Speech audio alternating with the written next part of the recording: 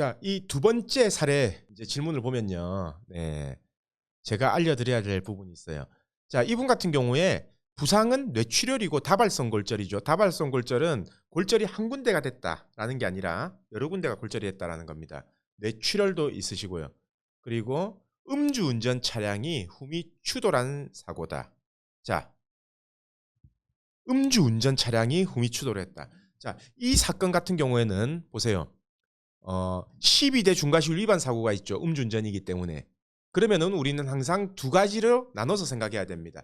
첫 번째는 뭐냐면 민사합의죠. 민사합의가 뭐냐?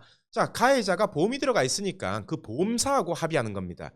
가해자의 민사적인 책임은 이 보험사가 전부 다 지는 거고요. 그리고 이 사건은 12대 중과실 위반 사고이기 때문에 민사합의하고는 별개로 형사합의를 추가적으로 할 수 있다라는 얘기죠.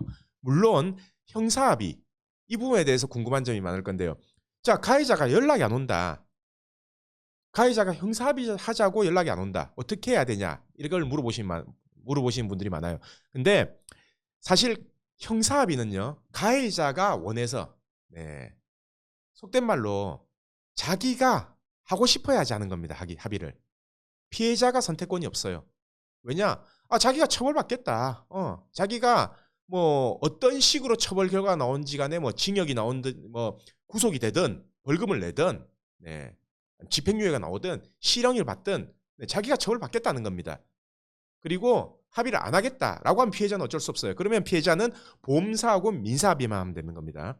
근데 가해자가 처벌을 덜 받고 법원에 선처를 하기 위해서 감경을 받기 위해서 형사합의를 하겠다라고 하면은 이 사건은 민사합의하고 별개로 형사합의도 할 수 있다라는 얘기죠. 자, 그럼 형사합의를 할 때 금액이 얼마가 적당하냐? 그 부분도 되게 많이 물어보시는데요. 형사합의에 정해진 금액은 없습니다. 법원에서 합의금을 얼마를 줬냐? 그거보다 더 중요한 건 뭐냐면 합의를 했냐 안 했냐가 중요한 겁니다. 진짜 반성을 하고 피해자하고 합의를 했냐 안 했냐가 중요하지 얼마를 줬냐는 중요하지 않기 때문에 실제로 가해자는 형사합의금을 덜 주고 합의를 하고 싶은 거고 피해자 입장에서는 조금이라도 더 받고 합의를 해주고 싶은 거죠. 그래서 정해진 금액은 없다. 근데 통상적으로 합의되는 금액을 보면요. 요즘은 사망사고다라고 하면은 3천만 원 가지고는 합의가 안 된다라고 보시면 돼요. 거의. 엄청 고령이다. 아니면 피해자도 과실이 엄청 많다. 이런 경우 아니면은 보통 3천만 원 정도는 요새는 사망사고 같은 경우에 합의가 안 되고요. 중상해도 요즘은 3천만 원은 조금 힘든 편입니다. 왜냐하면 운전자 보험이 요즘은 5천짜리, 7천짜리, 뭐 1억짜리 이렇게 나오기 때문에 운전자 보험에서 1억이 나오는 다른 사람은 실제로 많이 그렇게 내보다 많이 다치지도 않았고 사망하지도 않았는데 1억 받았다. 근데 우리는 사망했고 뭐 앞으로 평생 간병인이 필요한 상태다. 근데 왜 합의금을 이거밖에 준비 안 하냐? 이런 이제 비교적인 잣대가 많기 때문에 그리고 그런 사례들이 사실 이제는 공유가 되고 온라인상에 많이 떠돌기 때문에 실제로 이렇게 생각하시면 됩니다. 형사합의 예전에 생각했던 3천만 원 가지고는 중상해 사고, 사망 사고, 특히 이런 음주운전이면서 중상해 사고 이런 사고는 3천만 원은 안 된다라고 생각하시면 돼요. 그래서 합의금이 예전보다는 조금 형사합의금이 올라간 경향이 있습니다. 자, 그리고 이분 같은 경우에 잠시 이걸 다시 보시면요. 궁금한 점이 지금은 뇌출혈 수술했고 2개월 정도 의식이 없다가 지금 현재 의식은 해보겠다. 근데 거동이 많이 불편해서 간병인을 두고 있다. 자, 간병비가 너무 부담이 되고 그래서 합의를 하려고 하는데 앞으로 치료비가 걱정이다. 어떻게 해야 되냐? 자, 이렇게 생각하시면 됩니다. 제가 영상에서 설명한 부분입니다. 이미 이때까지 설명했던 부분이고요. 다들 이럴 거예요. 자, 간병비 매달 300만 원에서 400만 원 사이가 매달 지출됩니다. 근데 합의금을 안 받았기 때문에 이 간병비 매달 400만 원을 내는 돈이 부담이 될 거예요. 그래서 제가 어떻게 하라고 했어요. 형사합의를 한다면 형사합의금에서 조금 보태고요. 그리고 형사합의를 안 했다라고 하더라도 보험사에 가지금 요청을 하시면 됩니다. 이 부분은 내가 빨리 합의를 해서 간병비를 충당해야 되겠다, 목돈을 받아야 되겠다 이게 아니라 가지급을 요청하면 돼요. 물론 400만 원을 매달 보험사에서 가지급을 해주지는 않을 겁니다. 네, 왜냐하면 보험사에서는 예상되는 손해액의 2분의 1까지만 되기 때문에 실제로 예상되는 손해액은 입원 기간의 휴업 손해잖아요. 그래서 휴업 손해에서 2분의 1은 당연히 해줘야 되는 거고, 그리고 장애가 예상된다면 그 부분의 일부분도 아마 나갈 거지만 3,400만 원 무조건 지급을 하진 않지만은 그래도 2, 300 정도는 매달 지급을 할 거예요. 그래서 합의를 할 생각을 하지 마시고 가지급을 먼저 청구하겠다 라고 이렇게 생각하시면 됩니다. 그리고 합의는 언제 하냐? 딱 이것만 계산하시면 돼요.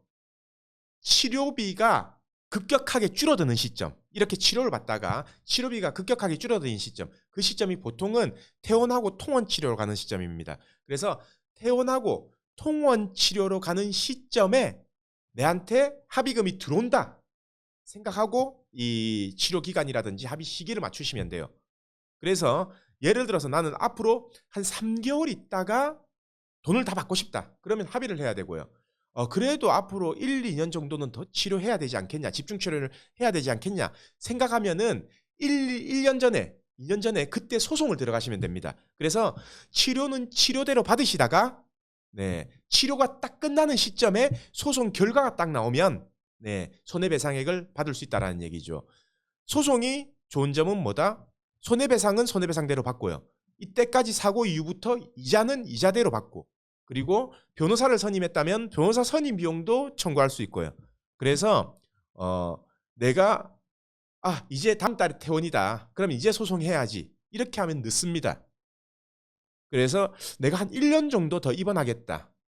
네, 우리 가족이 피해자가 한 1년 정도 더 입원하겠다라고 하면은 미리 소송을 진행하고 있으면 된다라는 얘기죠. 그리고 끝나는 시점을 치료가 딱 종결되는 시점, 거기에 맞추시는 게 가장 합리적인 방법이다. 네, 그 부분은 제가 누누이 말씀을 드렸습니다. 그래서 이 사건 같은 경우에는요, 합의를 서두르는 게 아니라 먼저 가지급을 신청을 하시고, 그리고 딱 치료가 끝나는 시점을 잘 생각하셔가지고 그 시점에 합의를 하든 아니면 미리 소송을 진행해 놓든 이렇게 진행하면 된다는 얘기죠.